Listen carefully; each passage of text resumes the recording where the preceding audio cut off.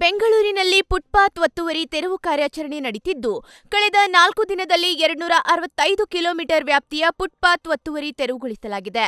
ಪ್ರತಿದಿನ ನಗರದಲ್ಲಿ ಎಷ್ಟು ಕಿಲೋಮೀಟರ್ ಒತ್ತುವರಿ ಕಾರ್ಯಾಚರಣೆ ಮಾಡಲಾಗುತ್ತಿದೆ ಅನ್ನುವುದರ ಬಗ್ಗೆ ಬೆಂಗಳೂರು ನಗರಾಭಿವೃದ್ಧಿ ಸಚಿವ ಕೃಷ್ಣ ಬೈರೇಗೌಡರು ಲೆಕ್ಕಕ್ಕಿಳಿದಿದ್ದಾರೆ. ಸಂಜೆ ಆಗ್ತಿದ್ದಂತೆ ಫುಟ್ಪಾತ್ ಒತ್ತುವರಿ ತೆರವಿನ ಬಗ್ಗೆ ಅಧಿಕಾರಿಗಳು ಸಚಿವರಿಗೆ ಲೆಕ್ಕ ಕೊಡ್ತಿದ್ದಾರೆ. ಬೆಂಗಳೂರಲ್ಲಿ ಒಂದ್ ಕಡೆ ಫುಟ್ಪಾತ್ ಒತ್ತುವರಿ ತೆರವು ಕಾರ್ಯಾಚರಣೆ ಬಿರುಸುಗೊಂಡಿದ್ರೆ, ಜನ ಕ್ಯಾರೆ ಎನ್ನದೆ ಮತ್ತೆ ಬೀದಿ ಬದಿ ವ್ಯಾಪಾರ ಶುರು ಮಾಡಿಕೊಂಡಿದ್ದಾರೆ. ನಗರದ ಮುನಿರೆಡ್ಡಿ ಪಾಳ್ಯದಲ್ಲಿ ಫುಟ್ಪಾತ್ನಲ್ಲಿದ್ದ ಅಂಗಡಿಗಳನ್ನು ತೆರವುಗೊಳಿಸಲಾಗಿತ್ತು. ಆದ್ರೆ ಇದೀಗ ಮತ್ತೆ ಫುಟ್ಪಾತ್ ಮೇಲೆ ಬೀದಿ ಬದಿ ವ್ಯಾಪಾರಿಗಳು ಅಂಗಡಿ ಇಟ್ಟು ವ್ಯಾಪಾರ ಮಾಡ್ತಿದ್ದಾರೆ. ಫುಟ್ಪಾತ್ ಒತ್ತುವರಿ ಮಾಡಿದ್ರೆ ಜೀವನ ಹೇಗೆ ಸಾಗಿಸೋದು ಅಂತ ಆಕ್ರೋಶ ಹೊರಹಾಕಿದ್ದಾರೆ. ಬೆಂಗಳೂರಿನ ಎಂ ಚಿನ್ನಸ್ವಾಮಿ ಸ್ಟೇಡಿಯಂನಲ್ಲಿ ಕೆಎಸ್ಸಿಯ ಅತ್ಯಾಧುನಿಕ ಎಲ್ಇಡಿ ಸ್ಪೋರ್ಟ್ಸ್ ಫ್ಲಡ್ ಲೈಟ್ ಅಳವಡಿಸಲಾಗಿದೆ. ಇಂದು ಸಂಜೆ 6 ಗಂಟೆಗೆ ಹೊಸ ಎಲ್ಇಡಿ ಲೈಟ್ಗಳ ಉದ್ಘಾಟನೆ ಕಾರ್ಯಕ್ರಮ ಹಮ್ಮಿಕೊಳ್ಳಲಾಗಿದೆ. ಸುಮಾರು 5 ಕೋಟಿ ವೆಚ್ಚದಲ್ಲಿ ಅಳವಡಿಸಿದ ಎಚ್ಡಿ, ಅಲ್ಟ್ರಾ ಎಚ್ಡಿ, 4K ಹಾಗೂ ಸೂಪರ್ ಸ್ಲೋ ಮೋಷನ್ ಕ್ರಿಕೆಟ್ ಪ್ರಸಾರಕ್ಕೆ ಅನುಕೂಲವಾಗಲಿದೆ. ಪರಪ್ಪನ ಅಗ್ರಹಾರ ಕಾರಾಗೃಹದಲ್ಲಿ ಕೈದಿಗಳು ಬೆಳೆದ ತರಕಾರಿಗಳಿಗೆ ಹೆಚ್ಚಿನ ಬೇಡಿಕೆ ಉಂಟಾಗಿದೆ. ಕಾರಾಗೃಹ ಇಲಾಖೆಯ ಕಚೇರಿ ಮುಂದೆ ಸಿಬ್ಬಂದಿ ಸಂತೆ ಮಾದರಿಯಲ್ಲಿ ತರಕಾರಿಗಳನ್ನು ಮಾರಾಟ ಮಾಡಿದ್ದಾರೆ.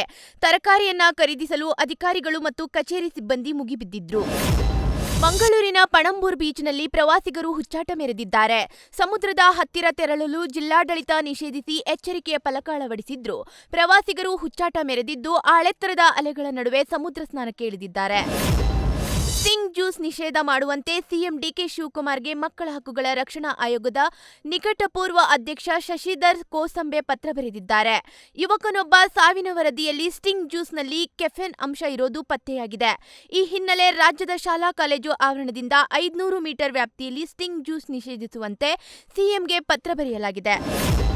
ಇತಿಹಾಸದ ಕಾಲಗರ್ಭದಲ್ಲಿ ಹುದುಗಿ ಹೋಗಿದ್ದ 300 ವರ್ಷಗಳ ಪುರಾತನ ಬಾವಿಯನ್ನ ಪುನಶ್ಚೇತನಗೊಳಿಸಲಾಗಿದೆ. ಬೆಳಗಾವಿ ತಾಲೂಕಿನ ಮುತಗಾ ಗ್ರಾಮದಲ್ಲಿರುವ ಹಳೆಯದಾದ ಕಂಚವೀರಪ್ಪನ ಬಾವಿಯನ್ನ ಪ್ಯಾಶ್ ಫೌಂಡೇಶನ್ ವತಿಯಿಂದ ಪುನರುಜ್ಜೀವನಗೊಳಿಸಲಾಗಿದೆ. ಧಾರವಾಡ ಜಿಲ್ಲೆಯ ಅಳ್ನಾವರ ತಾಲೂಕಿನ ಬೆಣಚಿ ಮತ್ತು ಮುತ್ತಲಮರಿ ಗ್ರಾಮಕ್ಕೆ ಸರ್ಕಾರ ಸಣ್ಣ ನೀರಾವರಿ ಇಲಾಖೆಯಿಂದ ಹಣ ಬಿಡುಗಡೆ ಮಾಡಿದೆ. ಕಳೆದ 40 ವರ್ಷಗಳಿಂದ ಹೊಲಗಳಿಗೆ ಸ್ಮಶಾನಕ್ಕೆ ಹೋಗುತ್ತಿದ್ದ ಗ್ರಾಮಸ್ಥರು ಹಳ್ಳ ದಾಟ್ಕೊಂಡು ಹೋಗಬೇಕಿತ್ತು.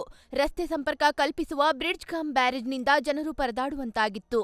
3 ಕೋಟಿ ಅನುದಾನದಲ್ಲಿ ಗುಣಮಟ್ಟದ ಕಾಮಗಾರಿ ಮಾಡಿ ಆದಷ್ಟು ಬೇಗ ಇದೇ ಬ್ರಿಡ್ಜ್ ಮುಖಾಂತರ ಹಳಿಯಾಳಕ್ಕೆ ತೆರಳಲು ಅನುಕೂಲ ಮಾಡಿಕೊಡಲಿದೆ. ಶಿವನ ತ್ರಿಶೂಲಕ್ಕೆ ನಾಗರಹಾವು ಸುತ್ತಿಕೊಂಡು ಕುಳಿತ ದೃಶ್ಯ ಕೊಪ್ಪಳ ತಾಲೂಕಿನ ಶಿವಪುರದಲ್ಲಿ ಕಂಡುಬಂದಿದೆ. ಐತಿಹಾಸಿಕ ದೇವಾಲಯಗಳಲ್ಲಿ ಒಂದಾದ ಶ್ರೀ ಮಾರ್ಕಂಡೇಶ್ವರ ದೇವಸ್ಥಾನದಲ್ಲಿ ಶಿವನ ತ್ರಿಶೂಲಕ್ಕೆ ನಾಗರಹಾವು ಸುತ್ತಿಕೊಂಡು ಕುಳಿತಿದ್ದು, ಈ ದೃಶ್ಯ ಸಾಮಾಜಿಕ ಜಾಲತಾಣದಲ್ಲಿ ವೈರಲ್ ಆಗಿದೆ. ದಕ್ಷಿಣ ಕನ್ನಡ ಜಿಲ್ಲೆಯ ಮಂಗಳೂರಿನ ಬಟ್ಟಪ್ಪಾಡಿಯಲ್ಲಿ ಮತ್ತೆ ಕಡಲ್ಕೊರೆತ ಉಂಟಾಗಿದೆ. ಭಾರೀ ಕಡಲಕೊರೆತದಿಂದ ಬಟ್ಟಪ್ಪಾಡಿ ಪ್ರದೇಶ ಕಣ್ಮರೆಯಾಗುತ್ತಿದ್ದು, ಕ್ಷಣ ಕ್ಷಣಕ್ಕೂ ಸಮುದ್ರ ಭೂಭಾಗವನ್ನು ನುಂಗುತ್ತಿದೆ. ಪ್ರವಾಸಿಗರ ಮೋಜು ಮಸ್ತಿಯ ತಾಣವಾಗಿದ್ದ ಬಟ್ಟಪ್ಪಾಡಿ ಪ್ರದೇಶ ಕಡಲಕೊರೆತದಿಂದ ರಸ್ತೆ ಸಂಪರ್ಕವನ್ನು ಕಳೆದುಕೊಂಡಿದೆ. ಬಟ್ಟಪ್ಪಾಡಿ ಪ್ರದೇಶದಲ್ಲಿದ್ದ ಐಷಾರಾಮಿ ರೆಸಾರ್ಟ್ಗಳು, ಹೋಮ್ ಸ್ಟೇಗಳು ಕಡಲಕೊರೆತಕ್ಕೆ ಸಿಲುಕಿ ಸಮುದ್ರ ಸೇರಿವೆ.